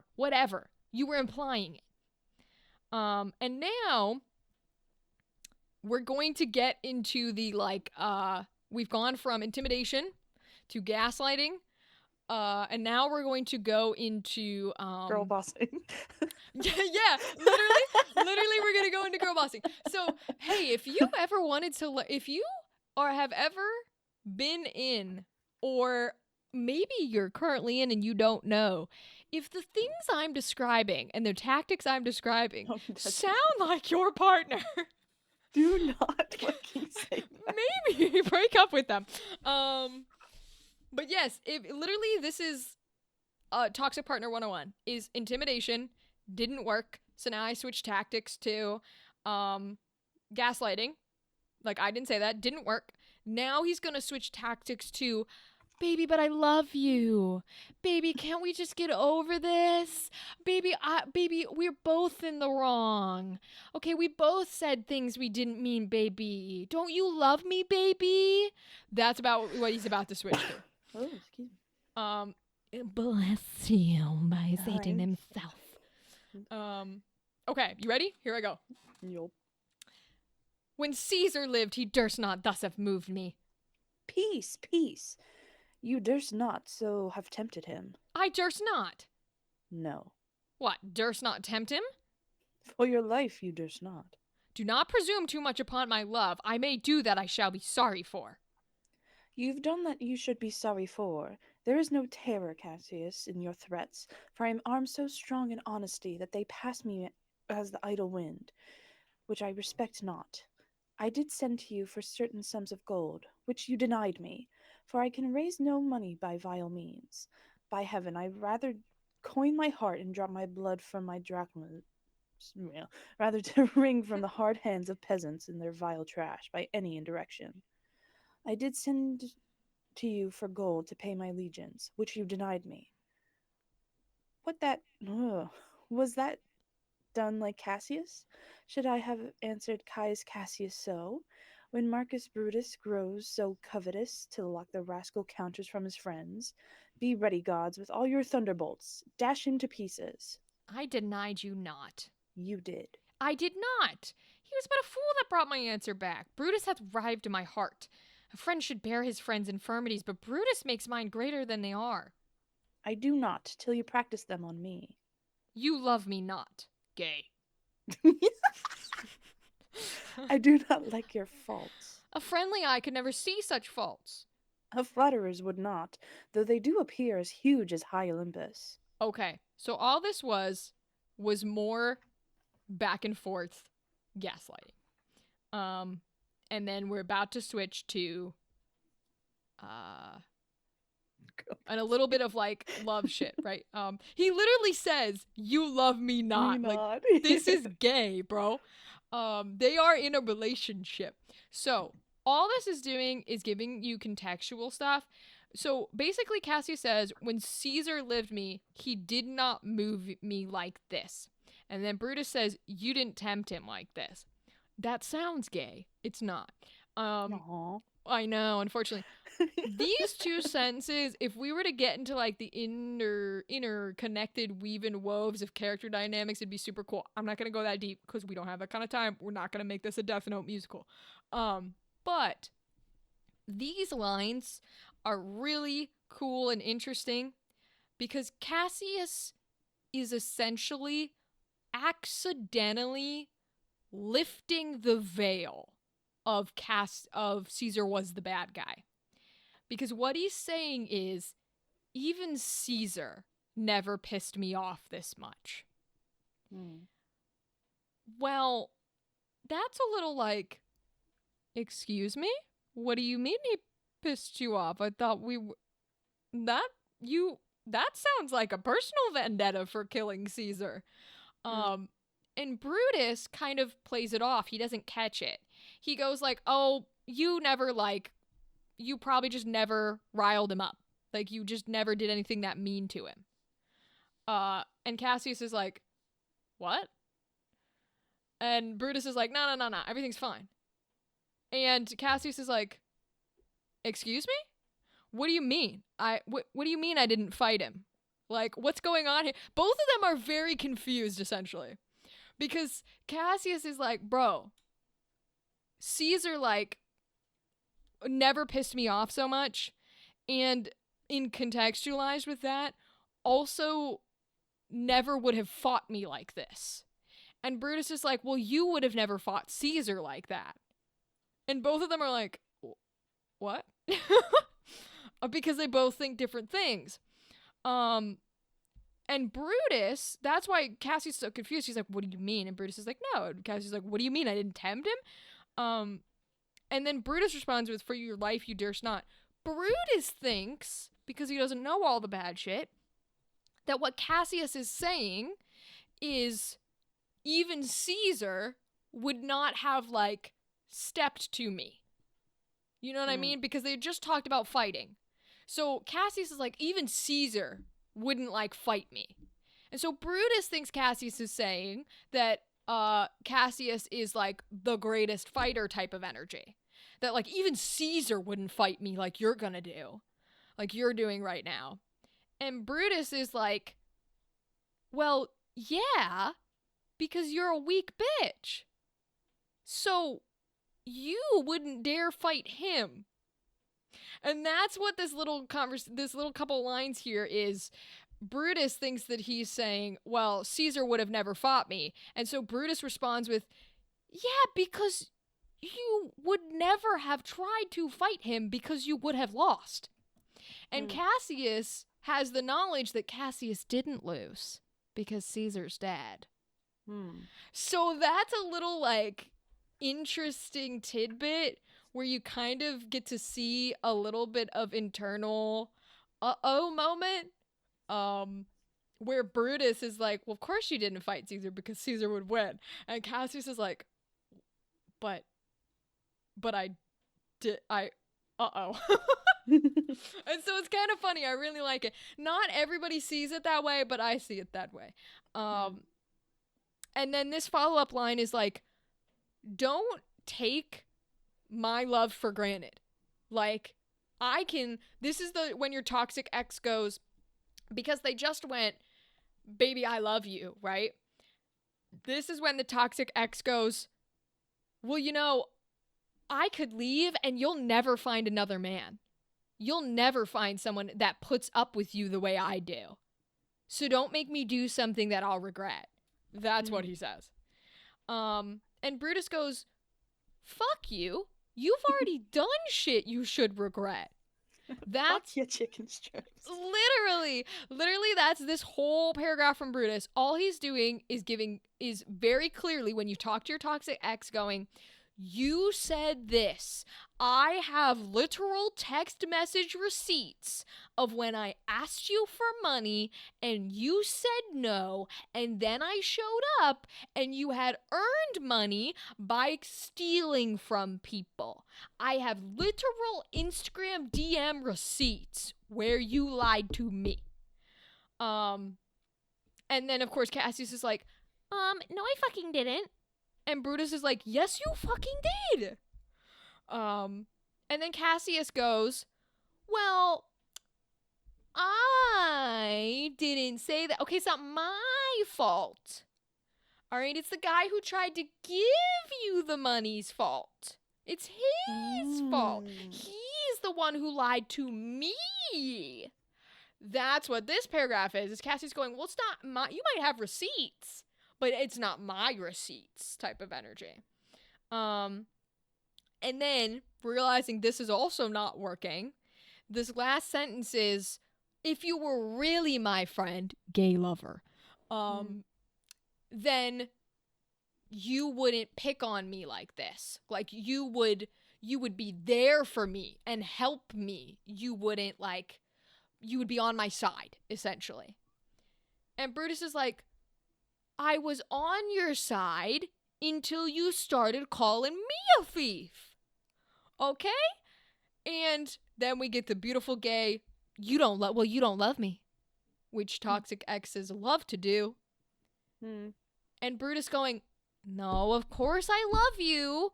I'm just saying that, like, you did something wrong and we need to work on it. That's, I don't like your faults. You're being a moron.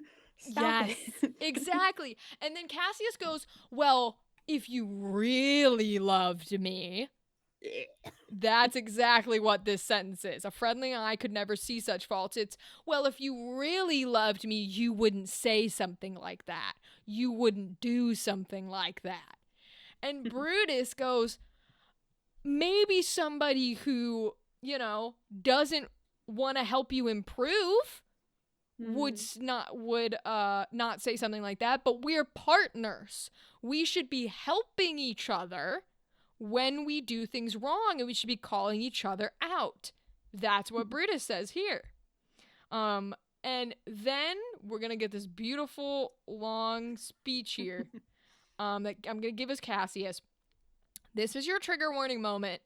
Now Cassius is gonna do the ultimate toxic relationship thing where he goes, well, fine. If I'm so bad and I'm evil and I'm the bad guy, then why don't you just fucking leave me? Why don't you just fucking, you know what? Why don't I just fucking die then? You wouldn't even be sad if I died today because I'm so bad and evil to you and I'm such a bad boyfriend. Barf. Literally barf. To the point where, because this is Shakespeare and it's old BC wartime, he's literally gonna say, you know what? Why don't you just kill me? Here's a knife. Go ahead. Plunge it into my heart like you already did today. Literally is what he's about to say. So, I'll do this little paragraph here.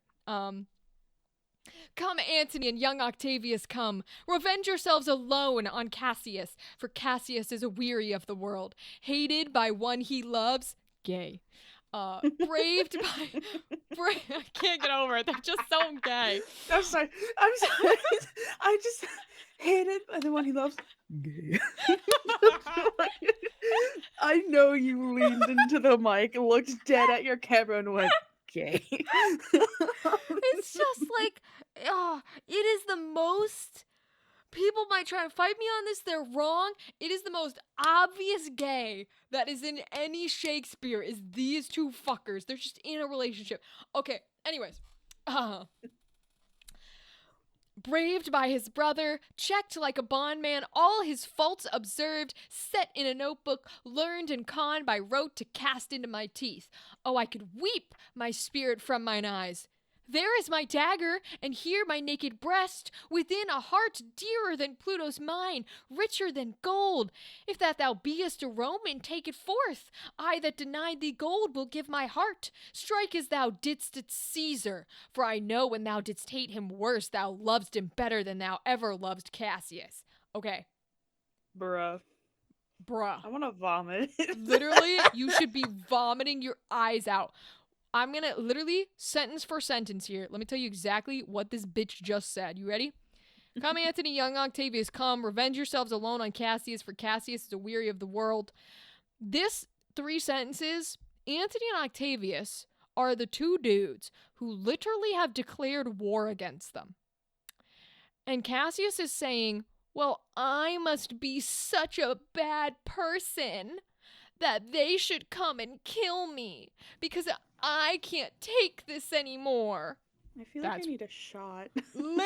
I need That's to get drunk for this. this Julius Caesar is wild. I highly recommend Julius Caesar. But that is what those 3 sentences are. And then he starts doing the speech where he goes, you hate me. My brother hates me. My friend, you've convinced my friends to hate me.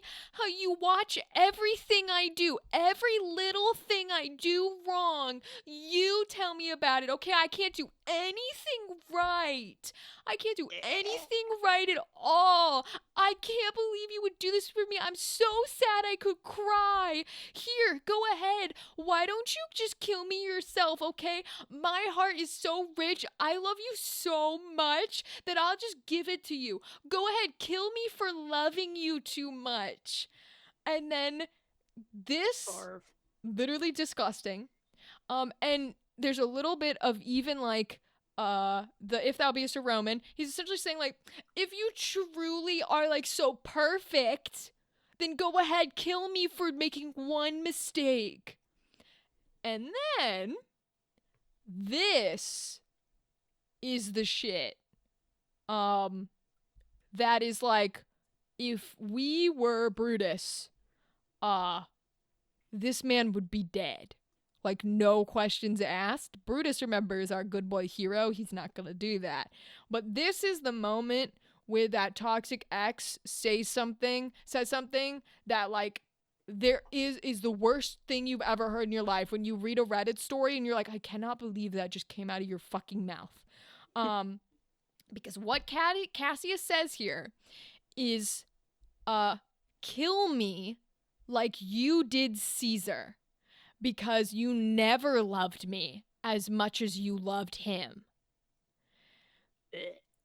Remember, Cassius literally told and convinced Brutus to kill Caesar. This is literally your toxic ex convincing you that your friends are lying and manipulating and coming on to them and you need to cut them out of your life. Only to then, when you have an argument, go, well, why don't you go back to your fucking best friend? Because clearly you always loved her more than you loved me. You always believed her more than you ever believed me. Horrid, disgusting shit. This is the moment you go, fuck Disgusting. you. Literally. This is the moment when it should be over in every relationship. Unfortunately, because Brutus is a golden retriever, his next paragraph is, oh my god, I'm so sorry, baby. Baby, I'm so sorry. Please, please, baby, just calm down, baby. You know I love you, baby. I'm sorry. I must be in the wrong, baby. Because Brutus is being manipulated. But anyways, go ahead. I'll let you read the paragraph. Now I have to get the energy of, oh, baby, I'm sorry. But you're the good guy, because you're like, oh my god, Yeah. baby. Yeah. I'm just traumatized. It's okay. Sheathe your dagger. Be angry when you will. It shall have scope. Do what you will. Dishonor shall be humor. O Cassius, you are yoked with a lamb that carries anger as the flint bears fire, who much forced, shows a hasty spark and is straight is cold again. Hath Cassius lived to be but mirth and laughter to his Brutus, when grief and blood ill-tempered vexeth him? When I spoke that, I was ill-tempered too. Do you confess so much? Give me your hand. And my heart too. Gay. very gay. Jesus Christ. Very fucking gay. And that's where we're going to end it because that's all we need. But I just need to emphasize the fact of how much they are in a fucking relationship. I just fucking sorry. I would just say in my heart too, and then he goes, "Oh, Brutus!" literally he goes, "Oh, Brutus!" They handshake and eat nuts. Literally, and then I mean, we could keep going if we wanted to, but basically, Brutus goes, "What's the matter, baby?" And then Cassius is like, "Have you enough love to bear with me when that rash humor which my mother gave me makes me forgetful?" And then Brutus is like, "Yes, and from henceforth, when you are over earnest with your Brutus, he'll think your mother chides and leave you so." This is literally Disgusting. this is literally what happens. Literally, if we go back to sheathe So your dagger, gross. Brutus is saying, "All right, Cassius, calm down. I understand you're angry. You have a right to be angry," which he doesn't. But right now, Brutus is like, you and your toxic ex has gone through everything possible, and you're like, "I just need this to stop." And so you're like, "Please calm down. I know you're angry. You have a right to be angry. You get really, you're too much right now. Can you just calm down for me? You're getting too angry." And so Cassius goes like, "What? Am I just here so you can laugh at me? So you can make fun of me? Do you like seeing me angry? Huh? Am I just here to be picked on when you're mad?" That's what that little sentence is. And then Brutus, again, being like, "Oh my God, I'm overwhelmed," is like, I'm sorry. That's literally what he says, is when I spoke that I was ill-tempered, means I'm sorry. I was wrong. Even though he's not in the wrong. And Cassius, immediately seeing that Brutus has been manipulated finally and is giving in, goes, "Really? Oh, baby, okay. Give me your really hand, do love baby." me. Literally, "Baby, okay, let's make up, baby." And Brutus is like, "Yeah, baby, let's make up." And Cassius is like, "Oh, baby." And Brutus is This like, whole scene needs a fucking disgusting warning. A trigger Literally. warning for just baby. literally, that's this whole scene. And then Cassius, this little ending paragraph here that we kind of like, I read over all of the parts, is just Cassius going, because this part is so disgusting from a toxic ex. I know it's all bad, but this is at the end of the fight when the toxic ex goes, "Baby, you're such a good person for putting up with me. I know I get angry sometimes, but you know I love you, right? You know I love you. You're such a good person. Oh, I'm so lucky to have you." And Brutus is like, yes, I know you didn't mean it. I know you didn't mean it, baby." That is what that is. And this is why I love this scene with all my heart and soul, because you cannot read this scene and genuinely not go like, "Whoa. This is like, this happens now." Fuck all other context. Like, replace the fact that he's a thief with anything else, whether he's Instagram DMing girls his penis, whatever it is. Like, you can replace it with anything. And this is genuinely just how a toxic relationship works. And I love when works cross over in that way, where it's like, oh, fuck me. This is just a modern day rendition, and I want this guy to fucking die. And the language it's also, Cassius is kind of the opposite of Richard, because Richard was very like, "I might be paranoid, but I'm going to go through all of these possible options and all of this beautiful language." Cassius might be a schemer, but he is not good with his words. He is not a speech person the way Richard is. All Cassius can do is flip through the playbook of how to manipulate someone as fast as possible, changing tactics left and right, using the most dramatic language you've ever heard in your life, bringing up your dead best friend, threatening to kill themselves, like saying, "Baby, baby, baby, you don't love me, you don't love me." Like, he his words are so over the top and exaggerated, and he's throwing a little tantrum. And versus Richard, who when Richard got to know and was paranoid, was very like pristine. And it was internal, like, huh, what is happening? I don't like it. I don't like the thing that's happening. I need to discuss the thing that's happening. Cassius is like having a whole ass meltdown, which I think is very cool. And I like them both for these individual reasons. So maybe this will rival the Death Note musical. But congrats on your 2-hour free episode. I hope you have learned something about Shakespeare and about how interesting it could be. And honestly, now not only do I kind of want to, you know what could be fun is like the audiobook version or the audio drama version in the original like language is cool and fun. I also think it might just be fun to like make the Spark Notes version where we read it through like a regular audiobook with a couple different actors, and then it's just a 30-minute video of me explaining like, okay, so here's how this shit works. Cassius is Brutus is calling Cassius a whore, and Cassius is upset that his baby is calling him a whore. Like, No, here's what we have to do. This is gonna be a long project. We're gonna do the audiobook, and then it'll like the video will come out, and then you'll do a video by yourself reacting to it, pausing it, and talking about it. Oh, I love this. This is brilliant. But okay, yeah, if you want any of that, let me know because I will fucking do it. We got nothing better going on. Literally. And the way I explain Shakespeare and other things of this nature is the same way that they create Gen Z Bibles. And so, honestly, yeah. Legitimately. So in case you want a Gen Z Bible Shakespeare, let me know because I think it'd be fun. But anyways, I'll let y'all go because this has been 2 hours of ranting and Shakespeare. So, what's up? If you want more in-depth, learn the actual play, listen to the Patreon version. But otherwise, peace out, y'all. Bye-bye. Goodbye.